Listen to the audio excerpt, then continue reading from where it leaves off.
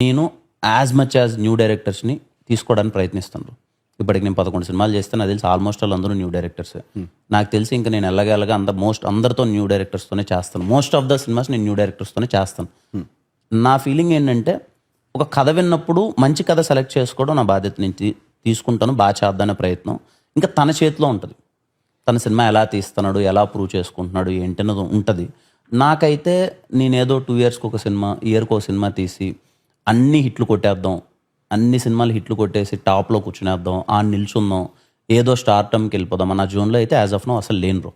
నేను ఫిలిమ్స్ని ఎంజాయ్ చేద్దాం, మంచి టెక్నీషియన్స్తో వర్క్ చేద్దాం. నేను ఇయర్కి 3-4 సినిమాలు చేయగలిగితే నేను చాలామంది టెక్నీషియన్స్ ఇండస్ట్రీకి వస్తారు. ఎంతమంది డైరెక్టర్స్ అవ్వాలని ఉన్నారో ఇండస్ట్రీలో 10 ఏళ్ళగా ఇంటి నుంచి వచ్చేసి ఇంకా ఇప్పటికీ డైరెక్టర్స్ అవ్వకుండా ఉన్నారో చాలామంది ఉన్నారు.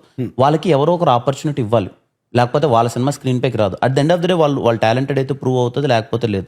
బట్ నేను ఆ జోన్లో ఉందాం అనుకుంటున్నాను. నేను ప్రతి ఒక్క సినిమా కొట్టేయాలి, నాకు అదేంది మనము ట్విట్టర్లోనో ఇన్స్టాగ్రామ్లోనో పోస్ట్ వేస్తే this hero has all the hits ఇది అనే జోన్ నాకు లేదు. నేను హ్యాపీగా మంచి సినిమాలు తీద్దాం, నెంబర్ ఆఫ్ పీపుల్కి ఆపర్చునిటీ ఇద్దాం, మోర్ నెంబర్ ఆఫ్ డైరెక్టర్స్తో వర్క్ చేసి if they are very capable of బాగా సినిమా తీయగలిగి అంతా జరిగితే very happy. But at the end of the day leave it to audience.